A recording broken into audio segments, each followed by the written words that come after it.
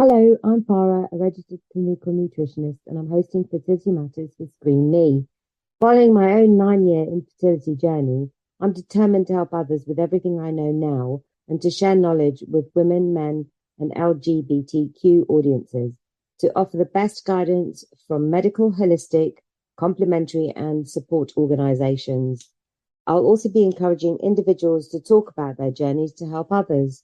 I really want this to be real, useful, and engaging, a platform for you to contribute to. So if you have ideas, have something to say, or know somebody that does, reach out to me at f.condor@screenme.co.uk.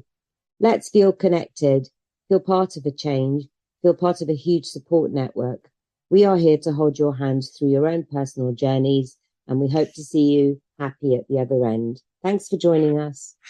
Hello, listeners, and today we're welcoming Dearbhail Ormond, who is the founder and CEO of Frendo App. Now, what's Frendo App? It's an online community for people who suffer with endometriosis, a debilitating disease. Her knowledge extends to the disease itself, research around it, and the symptoms for spotting what's going on. Dearbhail is designed an app that's set to empower women struggling with endometriosis and those with suspected symptoms, and hopefully by using the app, early detection through screening survey, which is very, very powerful, disease management, and with an endometriosis specific tracker, she hopes to help women get the early diagnosis that they need, and also, to get the help that they need, basically. So welcome, Dearbhail, to the show. Firstly, maybe what we can do is say, can you tell us a little bit about endometriosis? So what is it and exactly? Yeah, and thanks, Farah. Thanks for having me on. Really excited to be on and join you guys and Screen Me. So endometriosis is, as you said, a pretty debilitating disease.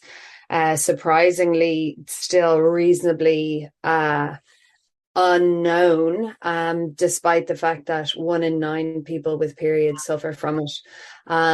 It is where the tissue similar to the lining of the uterus sheds essentially in other parts of the body where it's not supposed to, and it sticks organs together. So really quite painful, and can cause organ damage, can cause nerve damage, and all sorts of other difficulties, disease sequelae, but also psychological difficulties because of not knowing what it actually is for quite some time.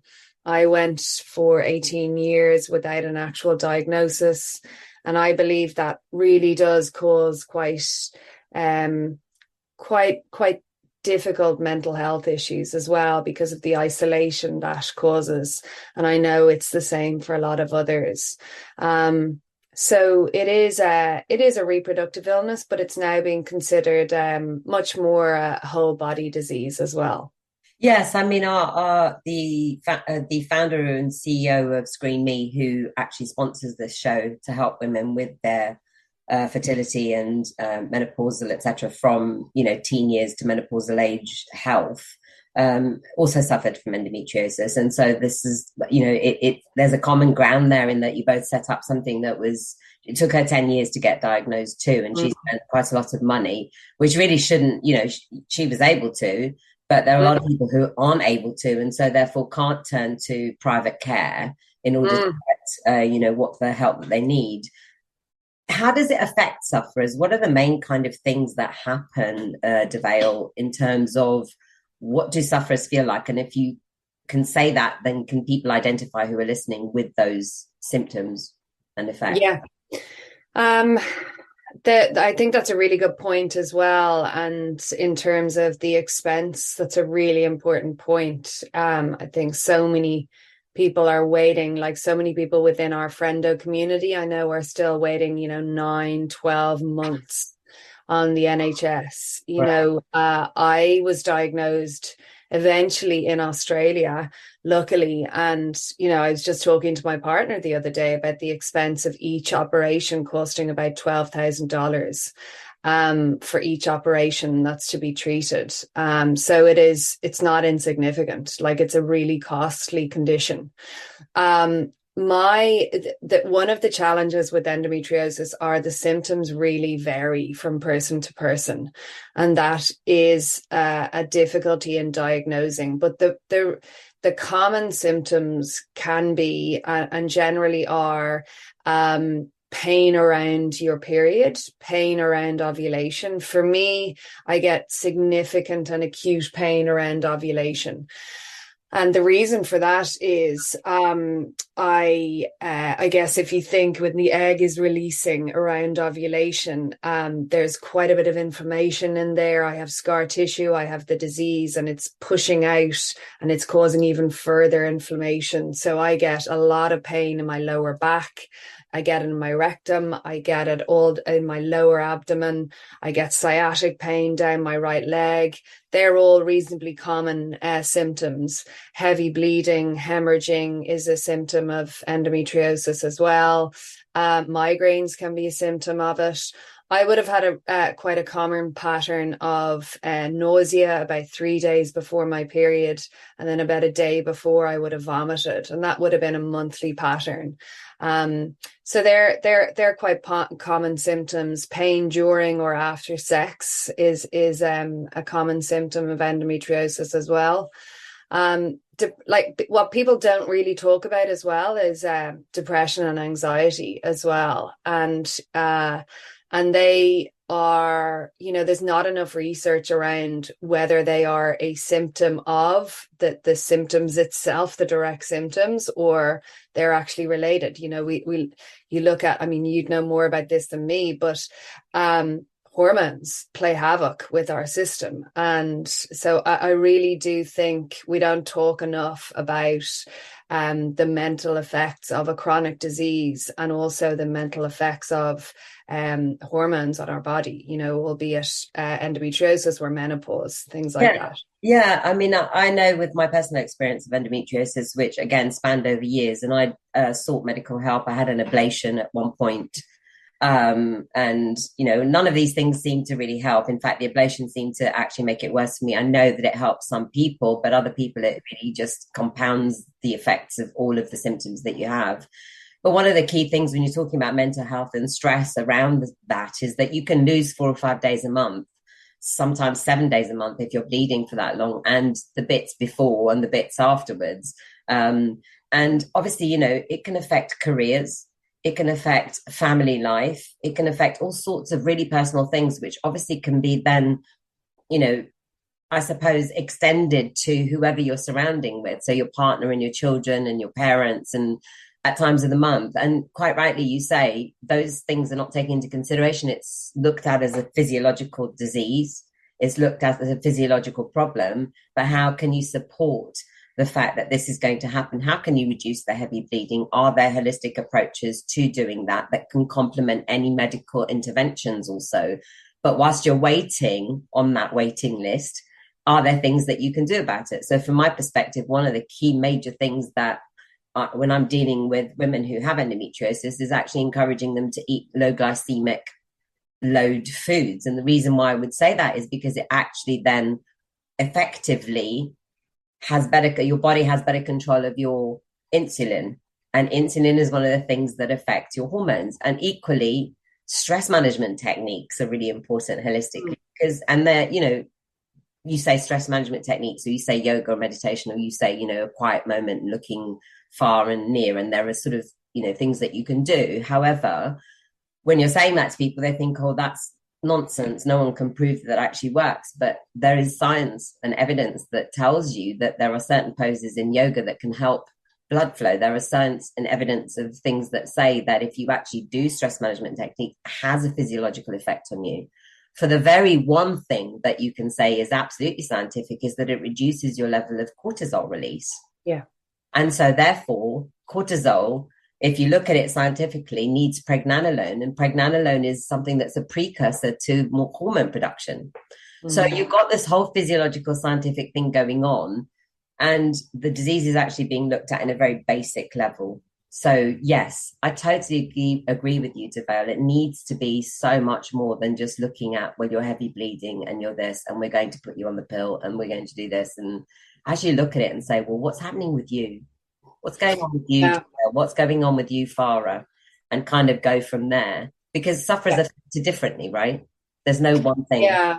Huge. I totally agree. And when we were building Frendo, particularly the tracker, I mean, there are lots of cycle trackers out there, but our tracker is extremely extensive and it's customizable for that reason, because we don't just want to track pain. We don't just want to track your period. We want to track your whole lifestyle, essentially.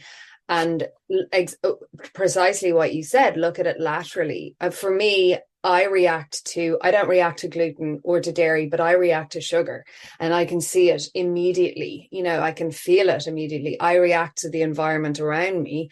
I react to that stress around me, and I can feel it immediately. So it is knowing that and knowing your triggers. And it took me a long time to be able to actually see what those triggers are. Yeah.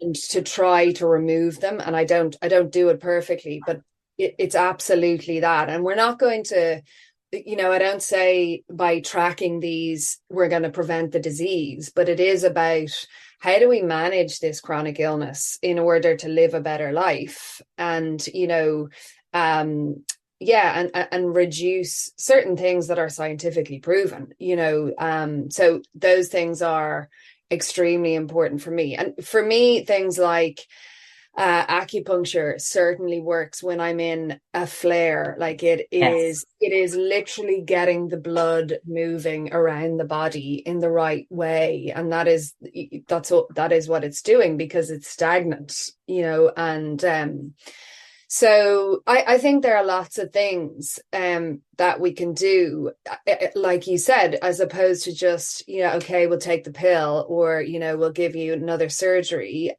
which unfortunately is a lot of what our community is being told. And which is why I said after my last surgery. UK Health Radio, the station that makes you feel good.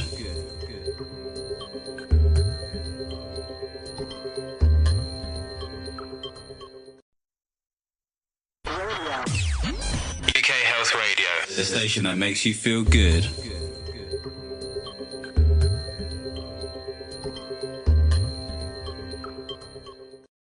That's it.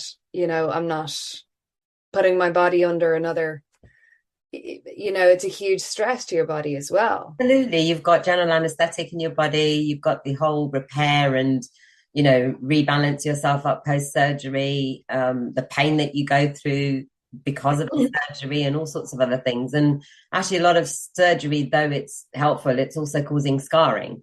You cut yourself open to fix a bone and you've got that scar, and then you've got the scar tissue underneath it. And so actually physiologically, is it really all that great? Is it improving, or is it just compounding things?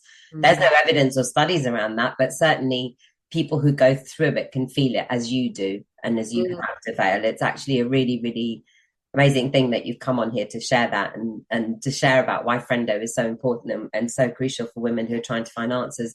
Your endometriosis started many, many years ago. You've said that already, but what did it look like initially? What were your feelings, and how were you kind of going, what is this? What's going on with me? How did that? I think, I remember distinctly being on a family trip to Paris, actually, and I was obviously, very excited going as a teenager for my brother's birthday, and hoping to go shopping and out for dinner and everything. And I pretty much spent the whole time in the hotel room, very unwell. And it started basically I remember a sensation of having basically it felt like a rope was wrapped around my abdomen, and I was just curled up in excruciating pain, and that was kind of the start of the investigation. It was so there was no mention of endometriosis for a long time after that. my father was a GP, and so I was lucky enough to kind of be opened, like I had doors open to me to different kind of specialists, but still there was, it took a long time after that. I was diagnosed with fibromyalgia, with chronic fatigue syndrome. I was really like sporty. I was sociable. I, loved going out with my friends and that, and it was really affected. It was really impacted by this erratic illness, like, because I would feel fine and I would look fine, but then suddenly, like within hours, I would have extremely sore pain in my lower abdomen, my lower back, and I would almost, like, I would change like up by at least a dress size, maybe 2 dress sizes, with bloating, not just in my tummy, but like all around my pelvis. And that does a lot to your self-esteem, to your body image as a young girl as well. Yes. I certainly think, like, looking back, it really did play havoc with who I was, or the image I had of myself back then. So I remember then, kind of, I think it was my second last year in school, and things had really gotten quite bad, and I was brought into hospital for more tests, and the final diagnosis was fibromyalgia. And I just thought, but no, there's something else still. And I went back into life, and was just still getting very sick, and but I didn't necessarily remember having very heavy periods. I just remembered a lot of pain and fatigue, and I remember feeling like a real burden. I remember feeling, am I really actually sick? Do people actually believe me? And I think that's quite a common theme, and I really, that makes me very sad for people. I mean, that leads me quite nicely into the next question, which is, what your bigger challenges were when you remained undiagnosed. So one of them would have been the fact that actually you started to think maybe you were mad, rather than that there was actually something wrong. Do people believe me? Am I really, is this really real? Am I really feeling this? And again, that connects back to your sort of, mental health and the whole question of self-esteem, as in, I'm pretty bloated for 7 days of the month and feel like a balloon. And so that affects my ability to be social, as you are, Dearbhail. As you've said, you're social and you're sporty. So, were they the biggest challenges, or what would you say were your massive biggest challenges? Was it the fact that you didn't have anybody believing in what you were saying? Was it more an impact on your life, or was it a combination of all of it? What did it look like? Yeah, I think it was being dismissed by doctors, and feeling like, I was very supported by my family, but I just don't think anyone knew. No one knew what to do. So no one knew what was wrong, so no one could really help. And I think there was just this sense of, I felt this sense of, God, I'm sick again. And I think that still hangs over me now, because, I still, like, it's a chronic illness, so I still get sick, and I have a young daughter, and I have a business, and I still feel a guilt when I get sick. And I think that is from really being quite sick when I was younger, and you just want to be well. It's not, we're not looking for a free pass. We actually want to be well. So I think it was probably more so the psychological impact. I remember getting the diagnosis finally, and for a lot of people, getting a diagnosis of a chronic illness, you'd be devastated. I was elated, Yes, finally, I know what's with me. Hey, I can now. Yeah. I can try and find a way to manage this condition and actually live a life. And I think I felt the same way. And I think anyone who suffers with endometriosis actually just turns around and says, oh my God, I'm not nuts. And I do have these symptoms. And actually now I can try and find out what I can do about it, even before going to, meet somebody in the medical profession who actually understands it. Because actually Dr. Gonesh, of Screen Me, she always says, women's health is an extension of men's health. And most men don't even know how to talk about periods or use the right words. They don't even know what to ask you because they don't understand how women express themselves in terms of the words that they use for what they're feeling. If they're saying, I've got sciatica, they'll say, go and do, physiotherapy. No, I've got sciatica related to my condition. It's not sciatica because I'm really unfit and I don't move around. Yeah. The question is stretching it out. That's not going to work. So it's not about doctors being incapable, but it's about the women's health being an extension of men's health, because that's just historical. And I think that, the more that we talk about these things, the more that maybe there's some kind of understanding going out there of and that's why things like your tracker are amazing, because you're actually getting data on symptoms and therefore you can actually say, well, these are the things that people are talking about when they're saying that they suffer or struggle with endometriosis or haven't been diagnosed with endometriosis and really need help. So sorry, go ahead.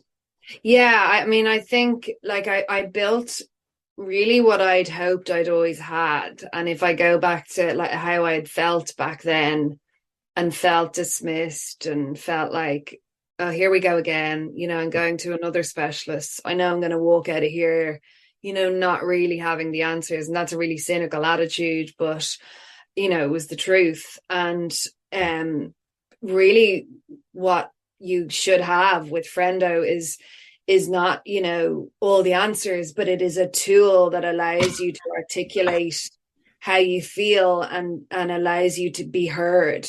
And that's, because the disease is quite difficult to explain and the symptoms are difficult to explain. And historically, medical professionals are not equipped and they admit this themselves, they're not educated on the topic. So they don't necessarily understand. And then the patient, isn't the best historian necessarily.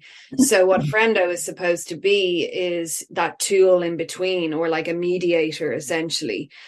And that's what we're finding is very helpful, like both the screening survey, for those who suspect they have symptoms, and they can go and feel a little bit more empowered and say, hey, I've been feeling like this for like 6 months, and here it is. And also I've been tracking, and now listen to me, and really, stand up to, and don't be pushed out, because there are so many people, often as a result, sometimes of ignorance of a medical professional, because they don't know. And when you have something in front of you, or you can send it through to the doctor, then it's there and it's like, okay, this person has been hemorrhaging for quite some time. They have, severe abdominal pain. They have sciatic. These are really the common symptoms of endometriosis. Let's get them an MRI. Let's, it is supposed to skip those steps. That's really what it's supposed to do. Yeah. So let's validate them a little bit. Yeah, of course, you need validation because, as you say, if you start to think you're going mad because no one believes what's going on within you, then you really start to feel quite low about the whole thing. Absolutely. But that's and then I think that's one of the key points. It's when I use UK Health Radio, the station that makes you feel good.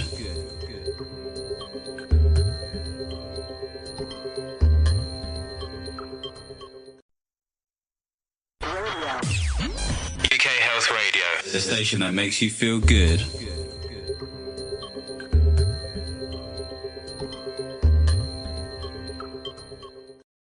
Tests. There's a endometriosis markers test, for example, that I use with clients, and that's really telling because once you've had the test, and they're affordable, they're not, private healthcare, totally unaffordable, £500, £600 tests. Some of them start at £60 or whatever, and if you've been in that condition for such a long time, having an affordable way of testing is really important. And when they test, they can actually take that. So they get a doctor's report, they can take that, they get a GP who knows about this stuff, who works with a screening company, with Screen Me, and basically they can take that to the doctor and say, well, look, here's the results of my test. And I think that this consistently comes to playing back to, we do have female general practitioners, we do have gynecologists that are female, although this is a mainly male-dominated environment still. And yet there are people who've done, for example, vaginal microbiome tests, and they get the test results and their medical practitioner doesn't understand what it means, what a state type is, or in the same way, the markers that you're talking about in terms of endometriosis and why they impact endometriosis and why it's highly likely that it is endometriosis. If you can't put two and two together, then you're not going to get the result of, I understand that this is actually going on. And a lot of the time you go to a GP or medical practitioner with symptoms, but not necessarily tested for certain markers that can give you that, sort of, I suppose, light bulb moment. Yeah. Yes, I do have it. Yes, it is real. And yes, a medical practitioner needs to have a look at that. So I'm guessing this is everything that led you to setting up Frendo. So where did the idea come from? And tell me a little bit about that. Yeah, my career was mainly in like commercial and marketing.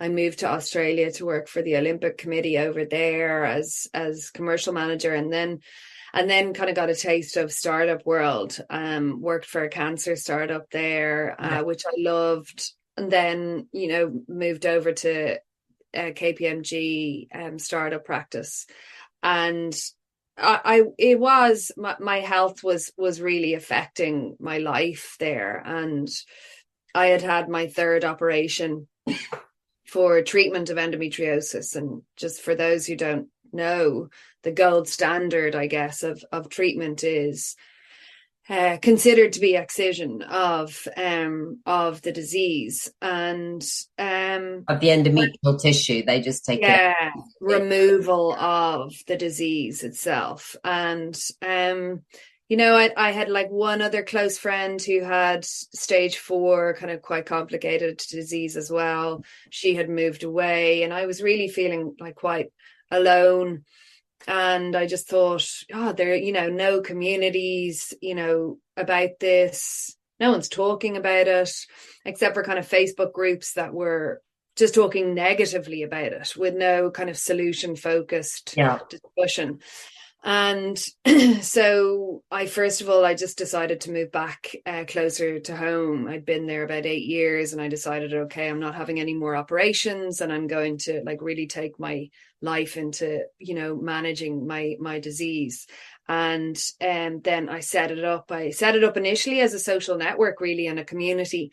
And then I thought, really the challenge here is this diagnosis delay. For me, it was 18 years. On average, it's 7 to 11 years of a diagnosis delay, and that's like 1 in 9 people are, and many are waiting longer than that. And so we then started working on the screening survey, and really to try and break that cycle early, and as a result reduce that progression rate of the disease. So that's really where it all began, and my mission, my personal mission is focused predominantly on younger girls and people with periods, and focusing on screening schoolgirls and third level students, again, to really to break that cycle, at an early stage, because it's not just, I feel strongly because of my personal journey, it makes sense, like from an cost to society point of view. It makes sense from a disease point of view, from a fertility point of view. So that is our overall mission. And then our long-term mission is to become a clinical trials partner, so we can actually use the de-identified data, very wisely. And as you mentioned rightly earlier, present women in a better, in a much better light in terms of research. And it's enlightened to do it that way, rather than kind of rely on hearsay symptoms. As you say, in some of the Facebook groups or some of the other groups where people are talking about their own symptoms, they're in such a deep, dark despair already, Dearbhail, that the promoting of the disease as a really negative thing, as opposed to saying, okay, look, I've got this, I know I've got this, now what am I going to do about it, and being really positive. So turning that table and saying, look, there are sufferers, we all agree that we are, we are in this group of people, but let's look at holistic approaches, let's look at nutritional interventions, let's look at certain supplements that actually really, really help with that. There are certain supplements that can keep your insulin more balanced. There are certain things that you can do to increase blood flow. For example, drinking ginger tea daily, because ginger increases your blood flow. But there are things that you can do to stop your sugar craving. Cinnamon is one of those things. So it's not I love all of those things. Yeah, well, you would, because but the sad thing is that most women don't, and they can't find that help. And that's one of the reasons why I work as a clinical nutritionist at Screen Me, because what it does is it helps me as a person who struggled with endometriosis and as a clinical nutrition practitioner to actually test for things that are directly related to markers that will, say, well, this is endometriosis for sure. And then look at things like inflammation, which obviously perpetuate worse endometriosis flare-ups than would otherwise if you weren't. So, something silly like turmeric is an anti-inflammatory. It's a natural compound. It's been used in Ayurvedic medicine for centuries. And just including that in your foods when you cook, or, drinking turmeric tea or taking a turmeric supplement can help with inflammation 3-4 days before your period comes. So it's little things like that can be shared with people, that whilst they're waiting or before they get the help they need, those are the elements that can make a little bit of a difference maybe to their life. So your career was in KPMG and you ended up building Frendo. So I'm assuming that you're now full-time doing Frendo. And so I kind of want to know, what are your hopes for the future for Frendo? I know that you're talking to Screen Me, and that's great, because I think there's such a synergy between the two things in terms of the endometriosis channel and, mutual people who would, benefit.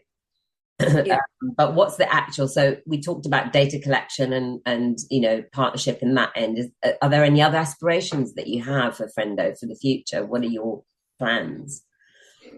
Yeah, well, we have just done a partnership with Endometriosis Australia as their preferred corporate toolkit, essentially. So our focus is very much, you mentioned early on in our chat, in terms of like how this does not just affect the patient, it really affects, the family and friends, broader society, our boyfriends, our girlfriends, our partners, our wives, our husbands, our careers, work, everything. Absolutely. Every touch point, right?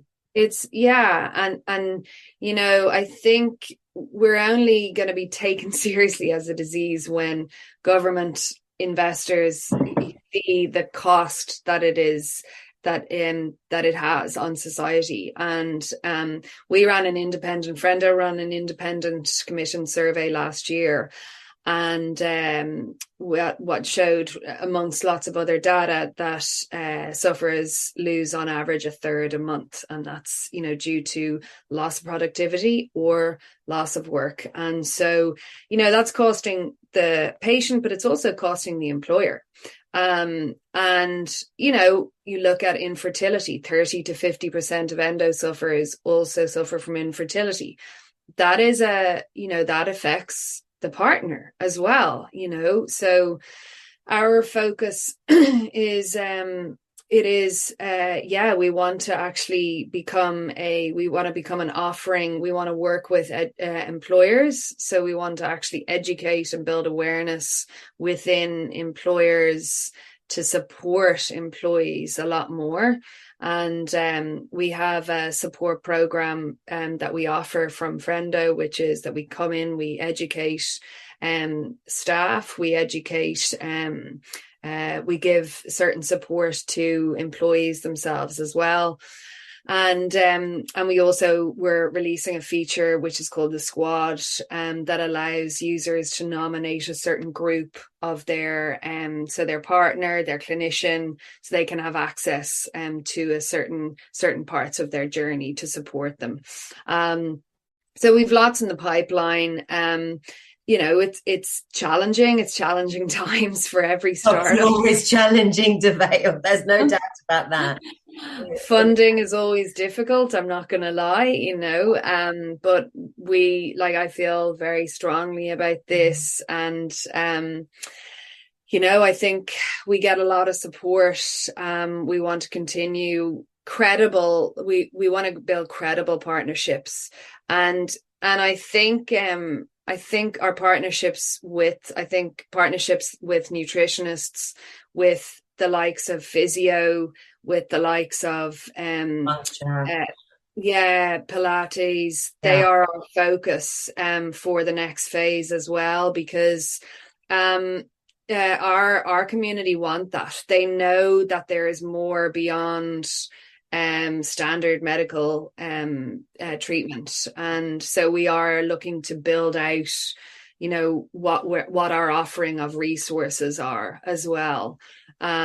But we're looking for the right team to be involved. Absolutely, and the right partnerships. It's crucial in your growth and the partner's growth. With about 5 minutes left, Dearbhail, I'm so grateful that you've come on, but maybe just a summary of 3 points. If somebody is really struggling right at this very moment, obviously, signing up to Frendo is a good thing. Maybe looking at Screamy for testing, which is affordable, is a good thing, and getting some nutritional help. What are your top 3 things that you would say to them to get them from despair to there's hope? Yeah, I've been there. I'm still there from time to time. It does pass, it's not terminal. I think that's always good to remember as well. I think it's really important to find a community. And that doesn't, it can be Frendo, it can be, our Frendo Instagram community. I am really happy to respond to DMs from people all the time, but it can also be it can be a nurse, it can be anyone you trust. But I waited too long to talk, and it was such a weight off my shoulders, because what you don't realize is there are so many people who are going through or have gone through what you are experiencing. So if you don't feel like talking, put it in writing or voice note, whatever way you want to. I would suggest that. And I would suggest be the CEO of your own health, because if you're being told there's nothing wrong and you feel that there is something strongly or just doesn't feel right, chances are there's something going on. It may not be endo, but you own that, and you know your body best. Well, if it isn't endo, at least you can discount endo and go and find out exactly what's going on. And that's the crucial point, is that if you know it's not, then you need to start exploring other avenues to try and find out exactly what is going on. Oh, that's fantastic tips. So Dearbhail, it leaves me to say thank you so much for being with us today. I can't tell you how amazing it is.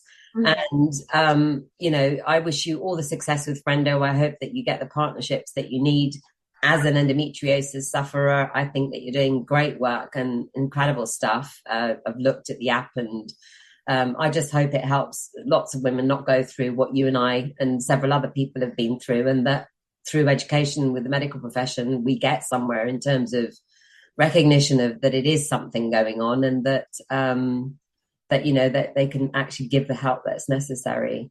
I look forward to continuing to following your progress, and we will speak again soon, no doubt. Thank you very much. Thank you, Farah. Thank you, Dearbhail. Thank you very much, listeners. We'll see you again shortly. Welcome to Fertility Matters with Golnish and Lucas on the UK Health Radio. Here we discuss all things fertility, from from cutting-edge science to medical interventions in traditional holistic medicine, from preconception to pregnancy and beyond. Let's start our fertility journey on the world #1 Talk Health Radio.